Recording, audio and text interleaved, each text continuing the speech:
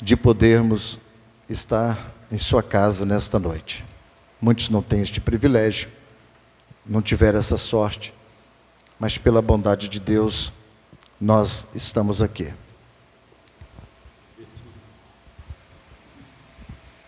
Graças a Deus. Nós vamos dar continuidade então no livro de Apocalipse. Nós vamos concluir Apocalipse, capítulo de número 22. Nós vamos ler do versículo de número 12 ao versículo de número 21. Hoje a gente conclui esse livro para a glória e honra do nome de Jesus. Então vamos lá, vamos ler a santa palavra de Deus. Versículo 12. E eis que cedo venho, e o meu galardão está comigo, para dar a cada um segundo a sua obra. Eu sou o Alfa e o Ômega, o princípio e o fim, o primeiro e o derradeiro. Bem-aventurados aqueles que guardam os seus mandamentos, para que tenham direito à árvore da vida e possam entrar na cidade pelas portas. Mas ficarão de fora os cães e os feiticeiros, e os fornicadores, e os homicidas, e os idólatras, e qualquer que ama e comete mentira. Versículo 16.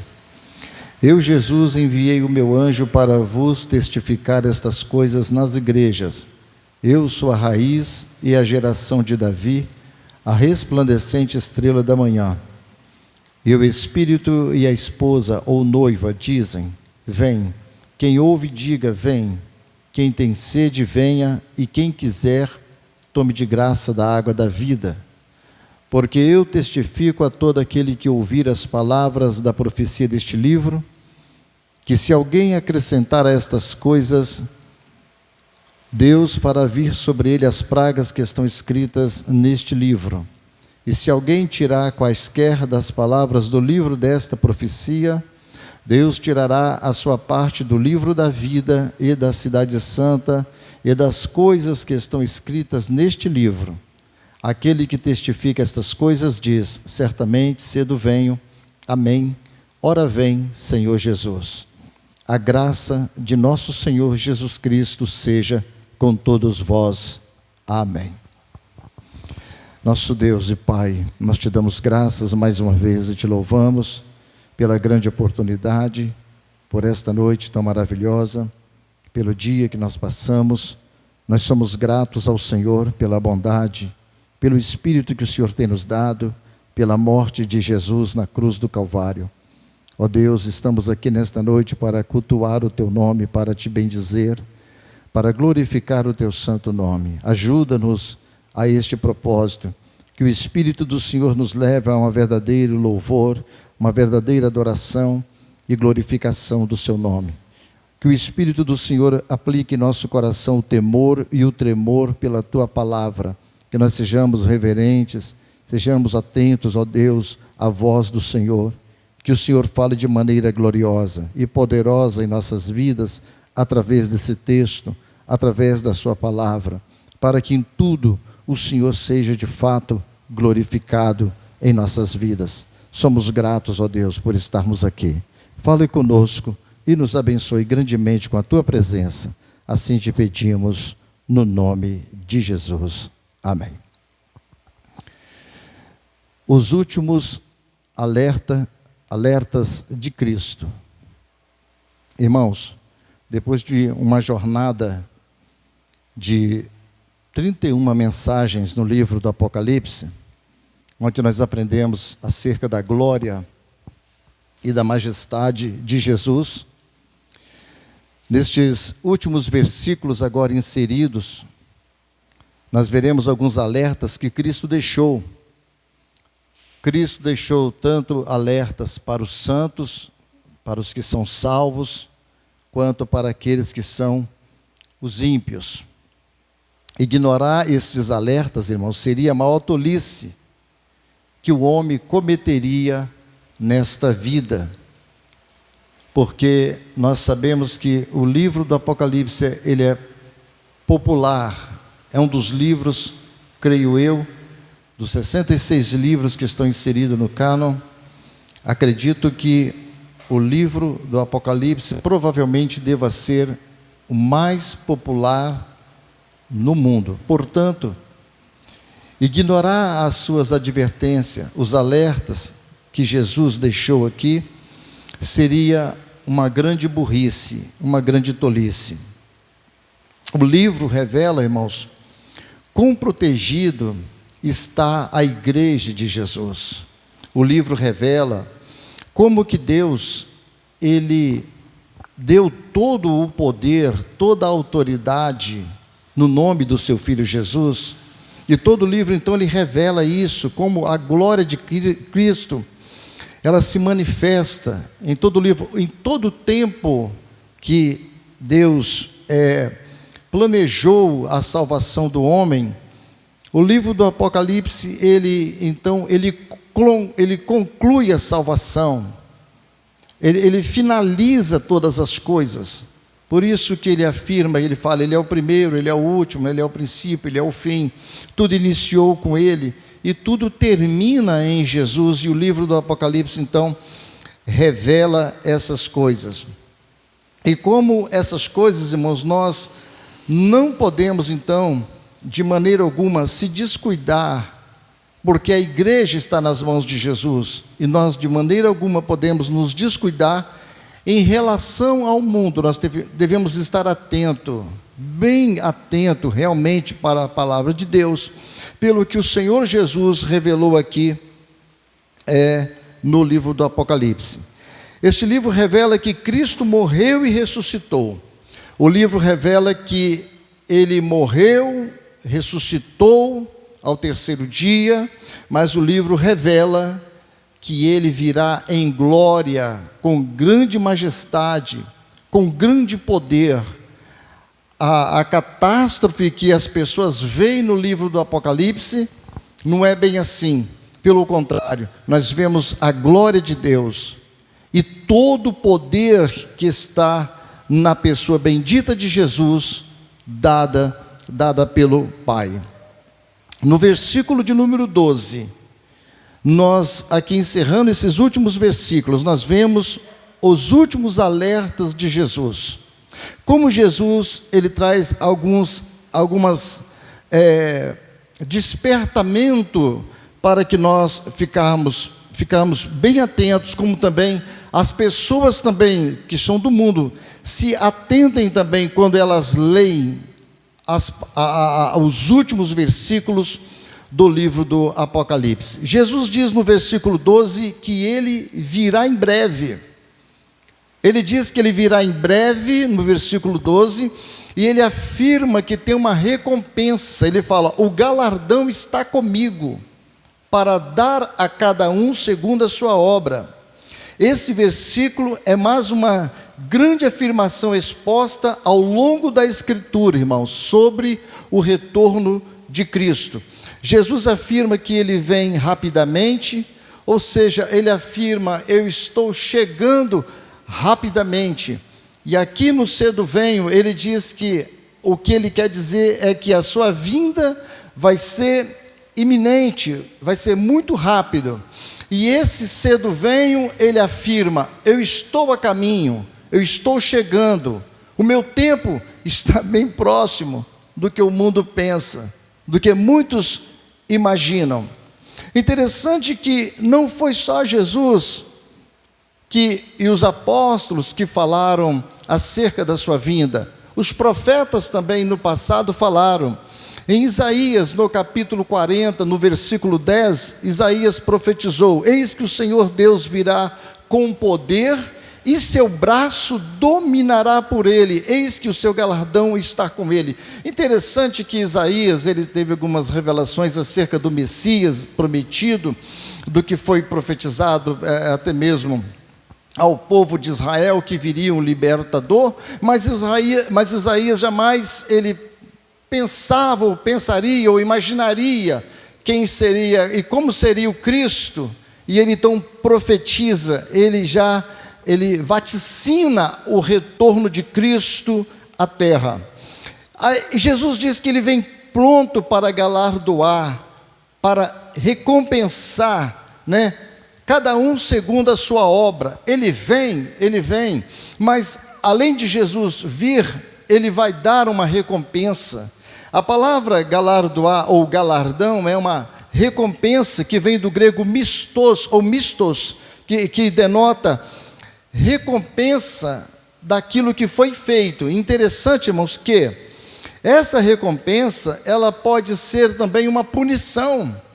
Por isso que o texto é um grande alerta para nós, porque ele diz: eis que cedo venho e o meu galardão está comigo, a minha recompensa está comigo para dar a cada um segundo a sua obra, segundo aquilo que foi feito. Ou seja, pode ser uma punição também. Essa palavra no grego, ela também remete para a punição, não somente no sentido de bênção, mas uma punição por aquilo que foi praticado na terra.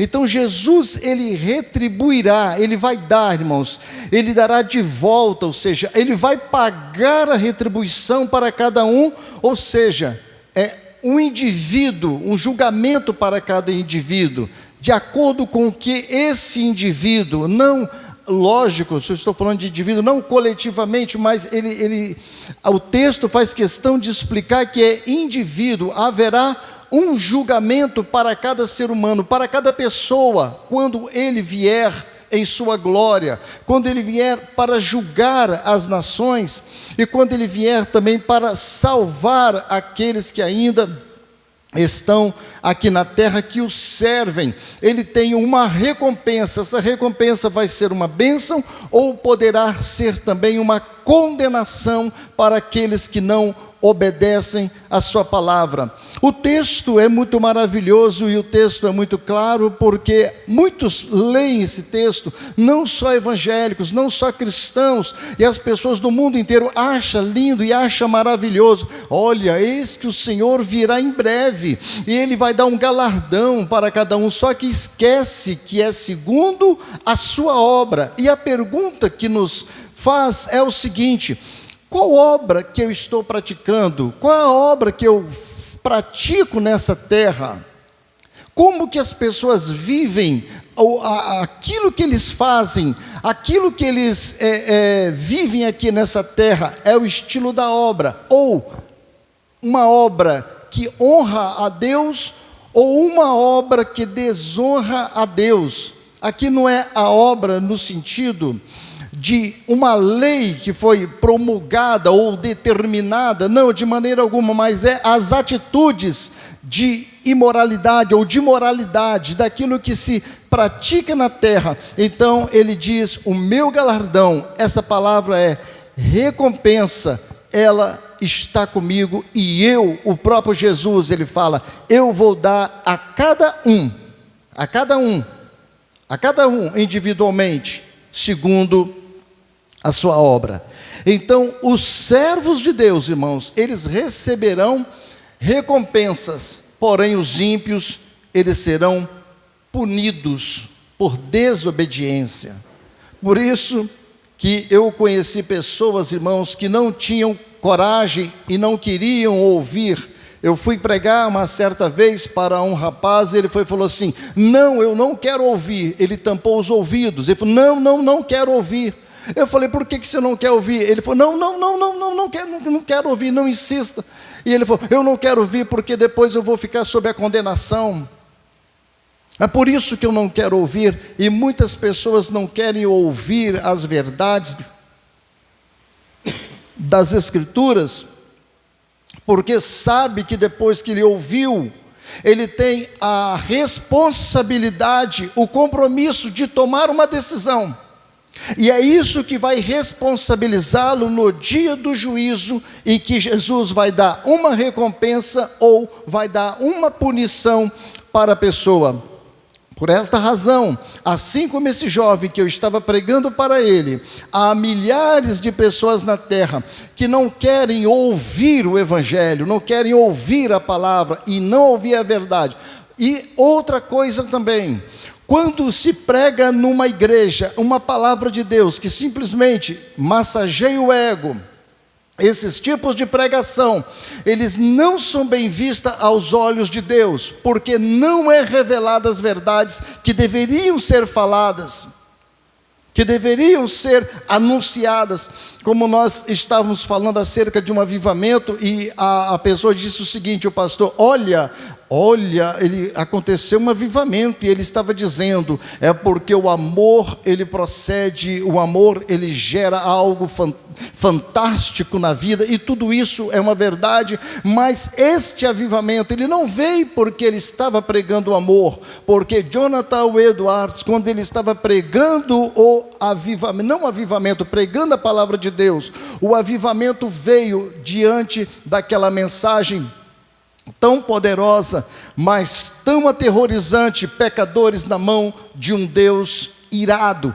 A história diz que as pessoas ouviam o evangelho que saía da boca de Jonathan Edwards, e elas seguravam nas pilastras e diziam, Senhor Edwards, para de pregar desta maneira, porque eu já estou vendo o inferno debaixo dos meus pés. E a partir dali houve grande movimento de avivamento, de confissão de pecados, e segundo alguns historiadores, dizem que até o avivamento da Rua Azusa, dizem que foi alguma resma que veio do avivamento de Jonathan Edwards, que ele foi bem antes do William Seymour, quando ele pregou o grande avivamento e que aconteceu o movimento pentecostal no mundo inteiro. Então, Jesus, ele vem, ele é o que vai dar o seu galardão a cada um. Vejamos, irmãos, que ele diz, João escreve no versículo 14, as advertências aos salvos e aos não salvos. Veja no versículo 14 e no versículo de número 15 ele diz, no versículo 14, bem-aventurados aqueles que guardam os seus mandamentos, para que tenham direito à árvore da vida e possam entrar na cidade pelas portas. Serão felizes, terão êxtase de glória os que cumprem os seus mandamentos, segundo o versículo 14. A palavra bem-aventurados serão felizes, vão estar extasiados de alegria, de felicidade. Aqueles que guardam os seus mandamentos são bem-aventurados, serão felizes. Aqueles que são nascidos de novo e eles são conhecidos pelo Filho, são aqueles que fazem o quê? Os que cumprem a vontade do Pai, irmãos. Os que cumprem a vontade do Pai são conhecidos pelo Filho. Bem-aventurados os que guardam os seus mandamentos. E o Filho reconhece, o Filho sabe quem são aqueles que fazem a vontade do seu Pai. Por isso Jesus falou em Mateus no capítulo 7, versículo 21, nem todo que me diz Senhor, Senhor, entrará no reino dos céus, mas aquele que faz a vontade. Porque dizer Senhor, muita gente diz Senhor, coloca Senhor como um panfleto na porta da sua casa, do seu carro, faz um banner, Jesus é o Senhor, sim, é Senhor, mas o mais interessante, segundo as Escrituras, não é dizer que Jesus é o Senhor, mas é fazer a vontade do Pai. O próprio Jesus falou, eu não vos conheço, Jesus falou, não entrará no reino dos céus quem não faz a vontade do Pai. Por isso ele afirma que nestas últimas exortações, bem-aventurados aqueles que guardam os seus mandamentos. Isso não é só questão de saber, irmãos, mas é questão de fazer. Jesus foi exemplo para nós. Em João 13,15 ele disse, eu vos dei o exemplo. Jesus falou, eu vos dei o exemplo e vocês devem fazer o que eu faço, que é seguir e fazer a vontade do Pai. Quem ama Jesus, irmãos, guarda os seus mandamentos. Quem ama Jesus, honra a Deus, guardando os seus mandamentos. Em João 14,15, Jesus disse, se me amais, guardais os meus mandamentos. Todos quanto ama a Jesus, ele vai guardar os mandamentos. passe o que tiver de passar, sofra o que tiver de sofrer, entra por qualquer caminho que tem que entrar, mas ele guarda os mandamentos. E guardar os mandamentos não é, às vezes, ter uma Bíblia em cima de um guarda-roupa, ou em cima de um rack, não. Guardar os mandamentos é guardar ele no coração, se desviar do mal, é viver uma vida realmente que glorifica a Deus. Portanto, irmãos, não fazê-lo é demonstrar falta de amor a Deus. Quem não guarda, não ama a Deus. A nossa motivação para guardar seus mandamentos também é encontrada em nosso desejo de nos purificarmos em preparação para com a sua vinda, e isso precisa ser a nossa motivação.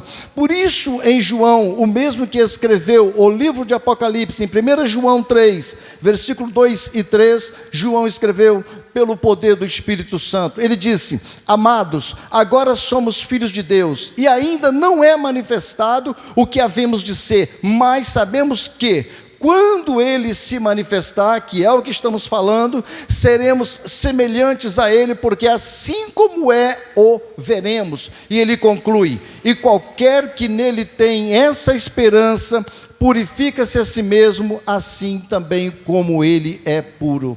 Então, quem guarda os mandamentos do Senhor tem essa esperança, e essa esperança vai fazer o quê? Se purificar, se santificar, se guardar do mundo, guardar a sua vida, a sua comunhão com Deus, a sua intimidade com Deus, porque é nessa esperança é que está a alegria de servir ao Senhor, essa esperança, essa felicidade de bem-aventurados. O poder para guardar vem da habitação do Espírito Santo em nós, comprovando que Jesus está com aqueles que guardam os seus mandamentos. Então nós não guardamos porque somos fortes, nós guardamos porque o Espírito habita em nós, porque o Espírito está em nossas vidas, senão nenhum de nós guardaríamos os mandamentos de Deus.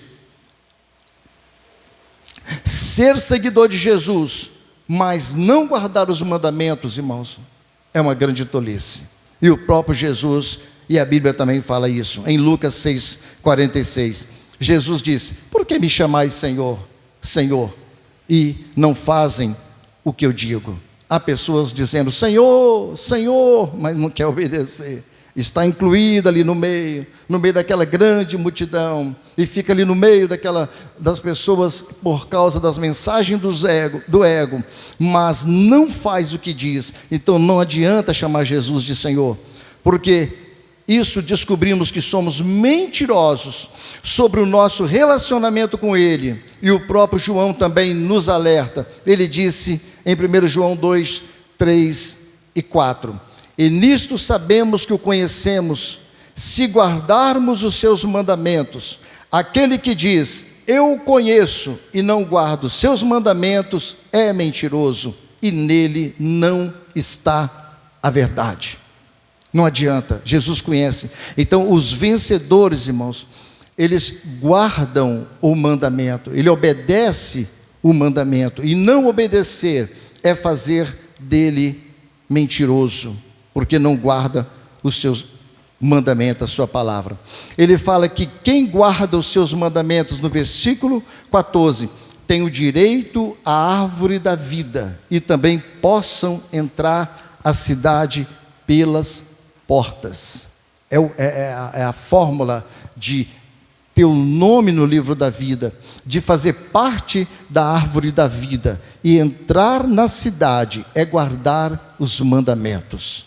E só se guarda o mandamento quando se aprende, quando se recebe, quando abre o coração para receber os mandamentos de Deus. Ninguém poderá guardar os mandamentos se não ouvir acerca dos mandamentos, não ouvir a palavra de Deus.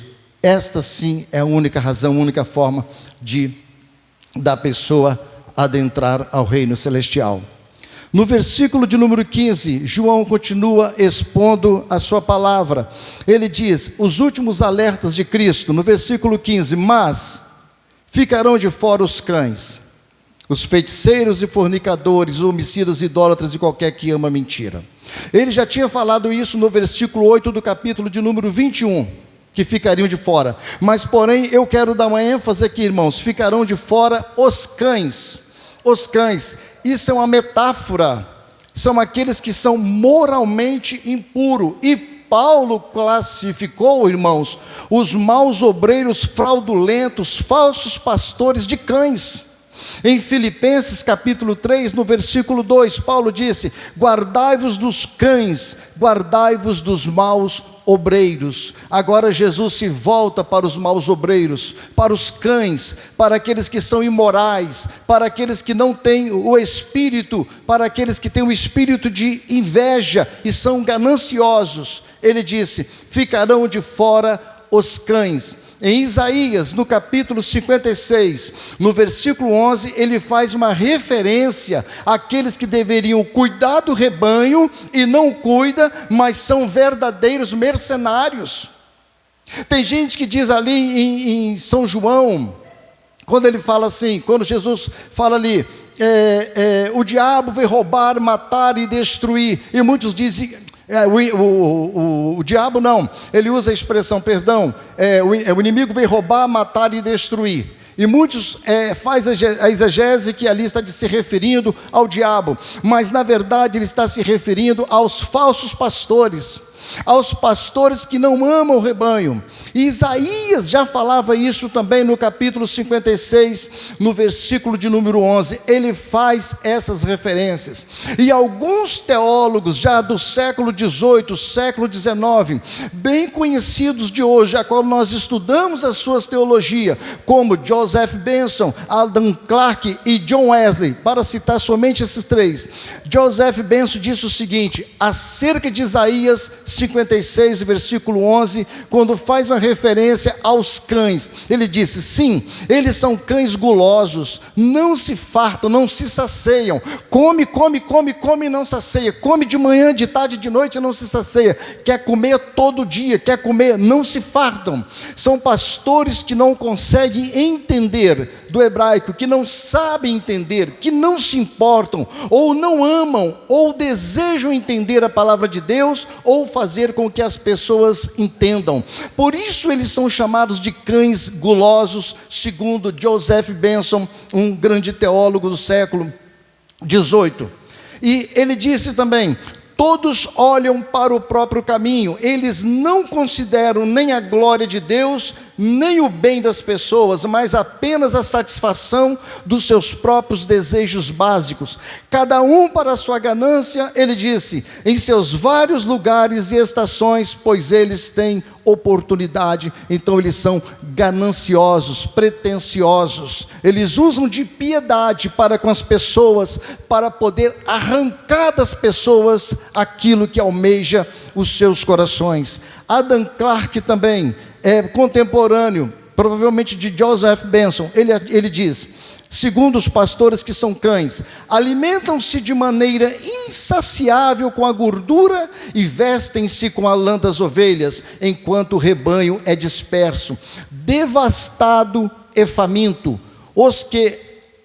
Que abundância desses cães burros e gananciosos são encontrados ali, rondando e repreendendo o rebanho de Cristo. Como pode um ministro descuidado, avarento e mercenário ler isso sem agitação e consternação? Eles não se arrependem, eles não pensam nessas passagens, eles não se preocupam com isso, eles querem saber da lã, da gordura, da ovelha, da carne da ovelha, quanto mais ela produzir, é melhor para eles. E John Wesley também, ele faz as mesmas referências de Clarke e de Benson, ele diz, sim, eles são cães gananciosos, que nunca podem ter o suficiente, são pastores que não conseguem entender, todos olham para o seu próprio caminho, cada um para o seu ganho, a partir do seu quarto.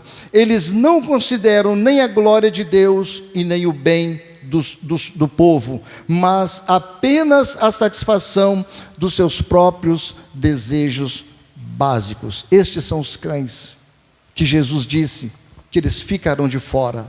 porque eles condenam as pessoas com as suas ações, com as suas atitudes, matam as ovelhas de Deus, matam as ovelhas de Jesus, a qual eles deveriam proteger, mas eles condenam. E junto aos cães, então, os feiticeiros, fornicadores, homicidas, idólatras, todos que amam e cometem mentira, estarão fora do reino eterno de Deus. A recompensa desses homens que lhe deram, não dormita, segundo Judas, ele diz que as suas recompensas não dormita. Em breve, Jesus vai acertar contas com eles. Eles colocam aqui os cães como se fossem feiticeiros literais. Eles colocam esses cães aqui como as pessoas ímpias que não se convertem a Jesus, mas eles não conseguem pregar uma mensagem dessa. Procure na internet alguma mensagem que fala sobre o inferno. Procura na internet alguma mensagem que vai falar sobre a condenação eterna, sobre o retorno de Jesus e sobre a santificação. É somente mensagem para satisfazer o ego, para satisfazer o coração do homem, para alimentar aqueles que estão confusos e que ainda não entendem a palavra de Deus. Se essa palavra, irmãos, ela não conduzir o homem, ela não libertar o homem, não é palavra de psicologia, não é palavra de ânimo, para alegrar o coração do ser humano, é que vai libertar somente a palavra de Deus. Aqui eles ficarão de fora. Jesus então, ele confirma as igrejas. Vejam agora o versículo de número 16, acompanhe aí, irmãos. Ele diz então, no versículo 16, agora é Jesus falando. João escreveu, agora o próprio Jesus: eu, Jesus, enviei o meu anjo para vos testificar estas coisas nas igrejas, o que ele já falou no versículo 12, 13, 14 e 15, ou todo o livro do Apocalipse. Eu sou a raiz e a geração de Davi, a resplandecente estrela da manhã. Essa foi a revelação, irmãos, que Deus deu ao seu Filho Jesus, a qual passou às igrejas através do seu anjo. Os irmãos, vejam lá no início de Apocalipse, que ele fala: eu sou aquele que sonda as igrejas, eu ando no meio dos 7 castiçais, simbolizando a igreja. Jesus então, ele chama João e fala: João, você deve escrever as 7 igrejas, e ele ordena que essa mensagem chegue ao anjo de cada igreja. Então quem ordenou a mensagem é o próprio Deus. Ele diz: eu, Jesus, envio o meu anjo para vos testificar o que eu estou falando. Jesus está dizendo: eu sou a testemunha. Eu mesmo estava lá com meu pai, eu mesmo estava lá quando meu pai ordenou ao anjo. Quando ele ordenou a João, e Jesus está falando: eu testifiquei, eu sou a testemunha. João foi instruído a escrever as 7 igrejas, irmãos, em cada carta, ou seja, há uma advertência, mas ele não escreveu dele mesmo, ele escreveu pelo poder do Espírito Santo. O Espírito Santo inspirou a João, mesmo ele estando na ilha de Pátimo, naquela situação, de onde ele escreve o livro do Apocalipse, mas ele fala: eu testifiquei, enviei o meu anjo para testificar essas coisas nas igrejas. E depois, o que é que Jesus fala? Ele diz aqui: quem tem ouvidos, ele fala, ouça o que o Espírito diz às igrejas. Jesus fala isso para cada igreja. As 7 igrejas da Ásia, quando Jesus fala, todo final de cada texto que Jesus envia para cada igreja, ele diz para cada igreja: quem tem ouvidos, ouça. Quem tem ouvidos, ouça. Mas é João quem escreveu, mas é o Espírito que enviou essas cartas ordenadas por Deus, o anjo do Senhor. Então elas são inspiradas, elas não vêm de homem, de maneira alguma. Ela é outorgada por Deus, determinada por Deus. Deus as ensinou embaixo, Jesus testificou essas coisas. Somente aqui no versículo de número 16, nós estamos ouvindo Jesus falar das igrejas, irmãos. Aqui do versículo 16, a última vez que nós tínhamos ouvido a falar de igreja foi no capítulo 3, no versículo de número 22. Do capítulo 3 ao versículo, do capítulo 3, o versículo 22, agora nos últimos momentos que nós estamos ouvindo a falar de igreja. Isso é um sinal que a igreja, que a grande tribulação, que começa no capítulo 6, e ela vai a grande tribulação até o capítulo 18, o nome da igreja não tem, do capítulo 6 ao capítulo 18 do Apocalipse, pode procurar que você não acha o nome igreja aparece agora no final. E a última vez que nós ouvimos falar de igreja foi no capítulo 3, no versículo de número 22. Isso nos dá um alerta que pode ser que a igreja, pela nossa visão, a igreja não passa pela grande tribulação. A igreja não vai enfrentar as hostes do anticristo. Tudo indica, segundo as Escrituras, agora não tem como fazermos o pormenores, a igreja vai ser arrebatada quando o anticristo se manifestar. Tem muita gente fazendo mensagens sobre o anticristo, de como ele vai ser, como que ele quer, como que ele vai agir, qual é o império dele, o governo dele. Muitas mensagens, as pessoas estão fazendo estudos sobre a questão do anticristo, está aumentando, está acelerando isso. Mas o anticristo ele vai aparecer, e antes que ele apareça na terra, antes que ele se manifesta na terra, segundo Tessalonicenses no capítulo 2, Jesus arrebata a sua igreja para o céu. Nós vamos ao encontro de Jesus nos ares, e o mundo sofrerá a grande tribulação.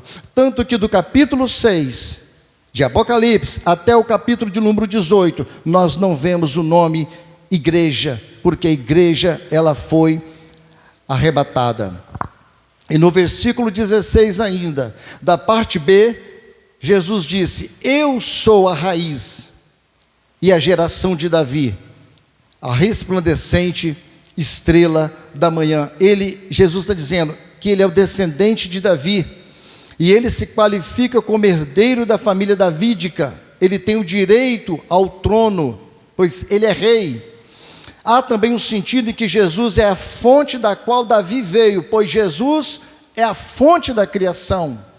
Em sua deidade, Jesus é o Deus de Davi, mas na humanidade ele é descendente. Jesus é tanto mestre de Davi quanto o seu filho. Por isso que os cegos, quando viram Jesus, falaram: Jesus, filho de Davi, tem misericórdia de nós, porque Jesus veio da descendência de Davi. E toda a nação de Israel, todo o bom judeu sabia que o Filho de Deus viria da descendência de Davi. Em Lucas capítulo 1, versículo 76 e 79, diz que ele é a estrela brilhante da manhã, e João Batista foi chamado para ir adiante de Jesus a essa grande estrela brilhante. João Batista vinha anunciando sobre a grande estrela da manhã, a estrela que brilharia logo que amanhecesse o dia. Jesus é a grande estrela da manhã, e não Lúcifer, erroneamente como muitos dizem. Não, Jesus é a grande estrela brilhante da manhã. Passam-se as trevas e Jesus veio para iluminar aqueles que estão em trevas, aqueles que estão na sombra da morte. Ele é a verdadeira luz que alumia todo homem que vem ao mundo, segundo João capítulo 1, versículo de número 9. Segundo Malaquias capítulo 4, versículo 2, ele é o sol da justiça que traz cura e libertação para o seu povo. Em Apocalipse 2, 28, ele promete dar ao vencedor na igreja de Tiatira a estrela da manhã. Aos vencedores, aos que vencem o mundo, vão receber a estrela da manhã, segundo Jesus falou em Apocalipse 2, versículo de número 28. Cristo virá a qualquer momento como estrela da manhã para a sua amada igreja. Ele diz: eu sou a raiz, a geração, eu sou a fonte de Davi, a resplandecente estrela da manhã, para confirmar que ele também veio da natureza humana, mas ele é também da natureza divina. E ele continua então ainda no versículo de número 17, ele faz agora um clamor pela parúzia, ou seja, pela presença de Cristo, no versículo de número 17. João agora escreve e diz: e o Espírito e a esposa dizem: vem. Aí ele fala: e quem ouve, diga: vem. E quem tem sede, venha. E quem quiser, tome de graça da água da vida. O Espírito e a noiva, ou a esposa, no grego, significa que eles estão dizendo: o convite é para o presente e está em vigor.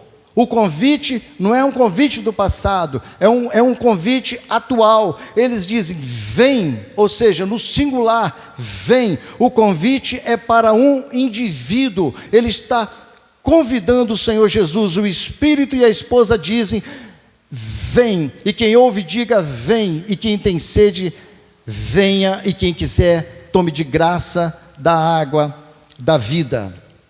O convite é para que todos aqueles receber o Senhor Jesus como o seu Senhor. O Espírito e a esposa está dizendo: vem. Quem quiser, tome de graça da água da vida. Toma, a igreja e o Espírito, elas clamam todos os dias, elas executam todos os dias essa oração, né? A igreja, ela é habitada pelo Espírito Santo, e ela faz essa intercessão constantemente pelo retorno de Cristo, de acordo com a vontade de Deus. O povo de Deus, irmãos, está cansado da batalha espiritual, de pecado, anseiam ver Jesus Cristo exaltado, glorificado, honrado. Então o Espírito e a noiva diz: vem, né? Eles anseiam pelo dia em que seus corpos perecíveis e mortais serão transformados em corpo de glória. Mas eles dizem: e quem ouve, diga: vem. Todo aquele que ouvir também é uma pessoa física. Aquele que tem ouvido para ouvir o que o Espírito diz no livro de Apocalipse chegará à fé, tendo agora a capacidade de fazer o quê? O mesmo convite para que o mais rápido possível o retorno de Cristo aconteça. Ele diz: e quem tem sede, venha. É um convite para aqueles que ainda não vieram à salvação, tanto os de dentro da igreja, como aqueles que estão fora, pois muitos dentro da casa de Deus, irmãos, ainda não têm sede do Senhor Jesus. Infelizmente, não tem igreja. Por isso que ele fala: quem quiser, beba de graça da água da vida. É o mesmo sentido anterior, é aquele que anda desejando, né? Aquele que deseja tomar de graça da água da vida. Não tem coisa pior estar dentro da casa de Deus, irmãos, pessoas que são membros da casa de Deus, filiados a uma igreja, mas não têm desejo pelas coisas de Deus, não tem sede da água da vida. Mas ele está dizendo: vem, quem tem sede, venha, quem quiser, tome de graça, porque agora é de graça. Ouvir a palavra, irmãos, participarem dos cultos e dos trabalhos, para se ingressar numa igreja simplesmente por se ingressar e não ter sede da água da vida, isso é uma grande aberração, porque o Espírito e a noiva sempre vai dizer, vai haver um clamor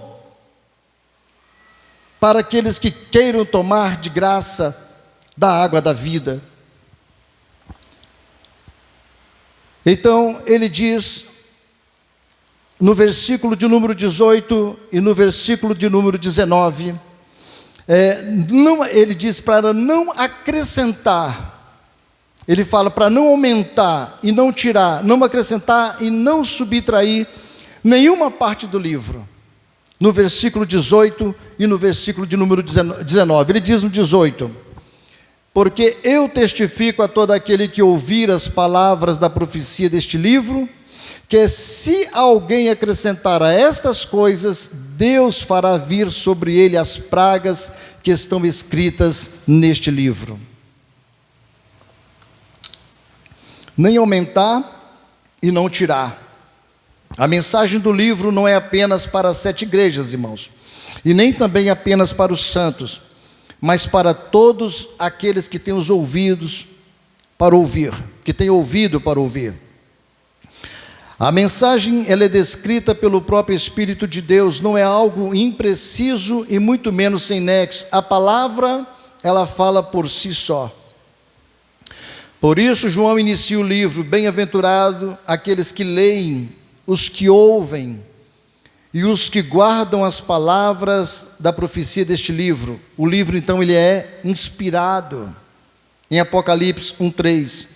E ele fala: se alguém acrescentar a essas coisas, se alguém aumentar a essas coisas, as coisas são os eventos e fatos registrados pelas palavras da profecia deste livro. Em Deuteronômio, no início, Deus deu uma proibição quanto a isso. Deus já havia advertido sobre isso.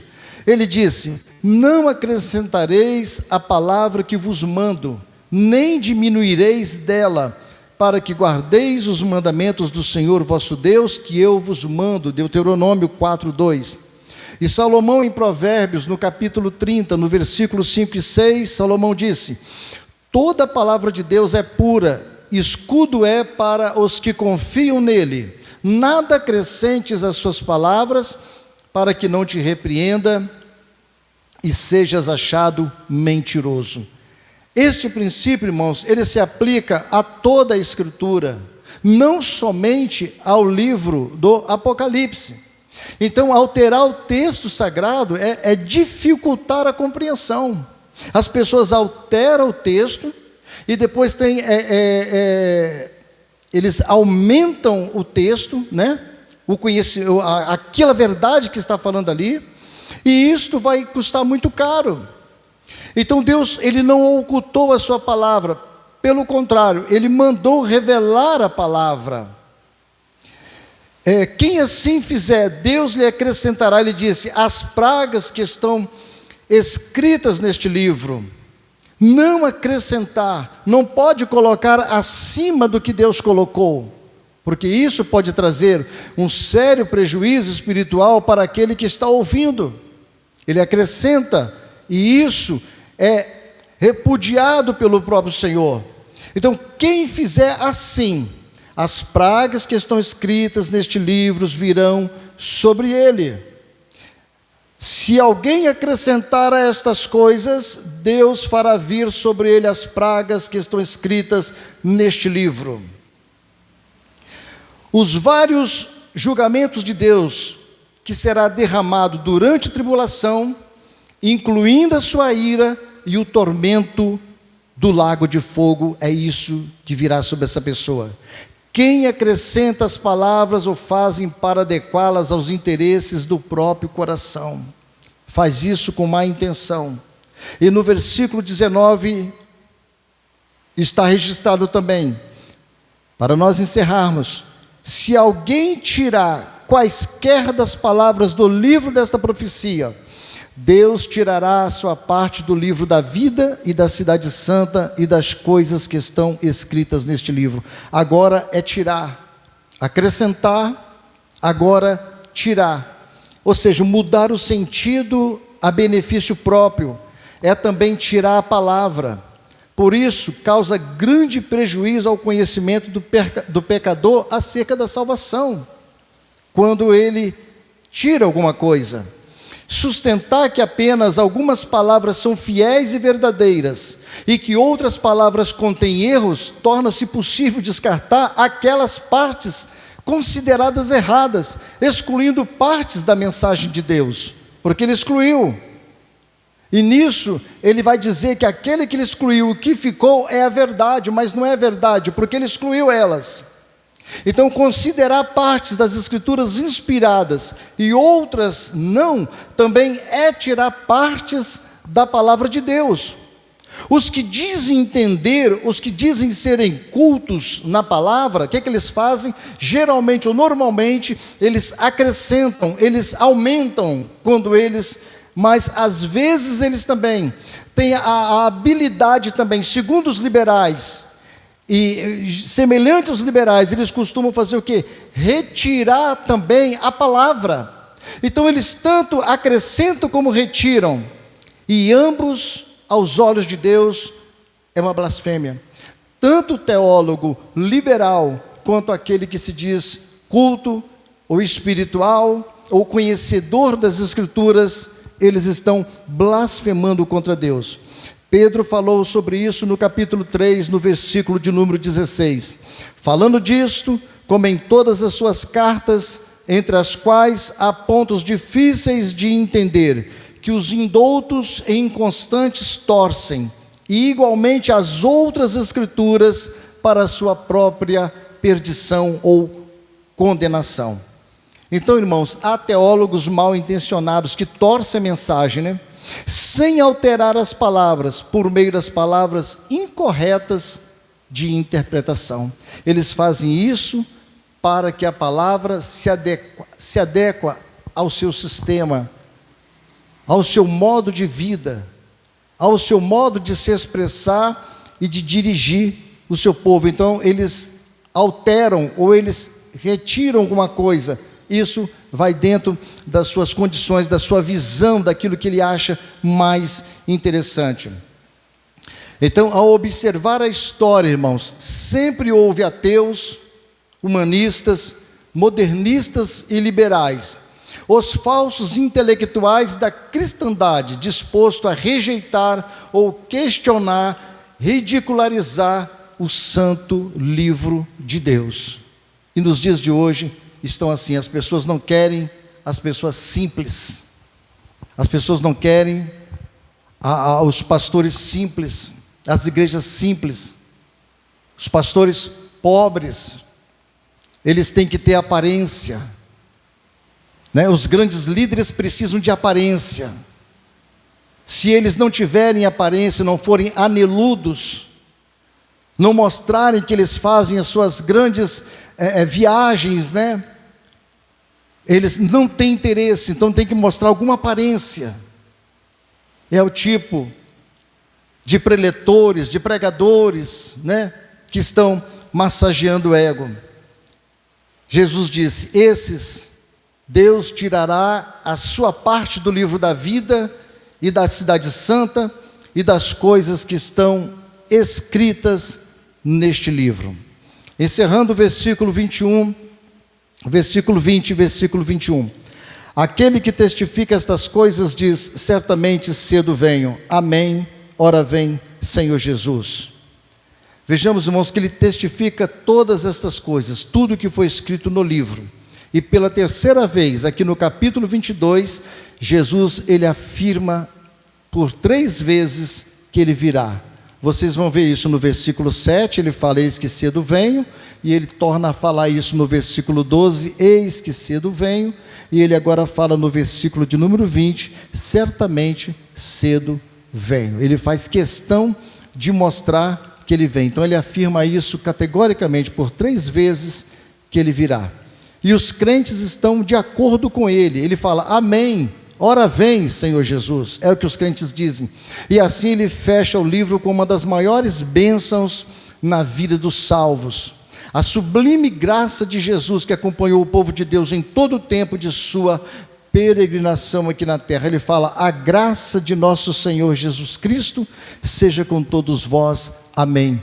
Ele encerra isso aí. Todos quanto forem receptivos a este livro, a graça de Deus e do Senhor Jesus estará disponível tanto para crentes quanto para ímpios. Quem recebe a graça de Jesus, quem recebe as palavras do Apocalipse, sem tirar ou sem aumentar, este fará parte, vai ter acesso ao livro da vida, vai poder entrar na cidade pelas portas, receberão todos os benefícios que estão inseridos no livro do Apocalipse. Que assim seja, ele diz, amém, assim seja. O mundo começa debaixo de uma tristeza do pecado e encerra debaixo de um amém. Assim seja, que todos tenham a livre acesso ao livro do Apocalipse. Por isso que é uma revelação. A igreja, irmãos, deve convidar pecadores perdidos. Essa é a nossa missão. Nós devemos convidá-las a entregarem as suas vidas a Cristo e que elas possam beber também da água da vida. Não há dúvida de que quando a igreja vive na expectativa da volta de Cristo, essa atitude impele seu ministério e evangelismo e ao mesmo tempo gera temor, trazendo também a pureza ao coração da igreja. Certamente haverá um desejo, irmãos, um fogo ardendo no coração de falar a outros sobre a graça de Deus, ou a graça de Jesus. Devemos ter a compreensão correta das profecias bíblicas. Isso nos levará a obedecer à santa palavra do Senhor, onde o Espírito gerará em nós coragem, um despertamento espiritual para compartilharmos a palavra de Deus com o mundo perdido. As verdades do Apocalipse, que são guiados pelo Espírito, levará cada cristão a fazer a mais singela e última oração da Bíblia. Amém. Vem, Senhor Jesus. Que Deus nos guarde. Aqui nós encerramos, e nós assim glorificamos ao Senhor pela sua palavra, que é viva e eficaz, e mais poderosa do que espada alguma, dois gumes, segundo as Escrituras. Oremos mais uma vez, irmãos, assim, agradecendo a Deus.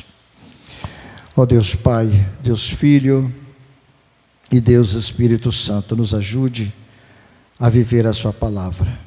Nos ajude, ó Deus, a guardar tudo aquilo que está escrito no livro do Apocalipse, tudo aquilo que o Senhor falou e deixou para nós, a sua igreja, que nós estejamos dispostos, alertados pelo poder do Espírito Santo, Senhor. Nos ajude, porque somos fracos, porque somos frágeis, somos necessitados e carentes da sua graça e da sua bendita misericórdia.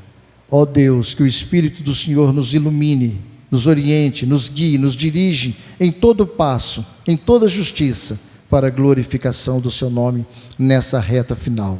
Não queremos ficar nessa terra, não queremos ficar neste mundo. Ajuda-nos, ó Pai, pelo poder do teu santo nome.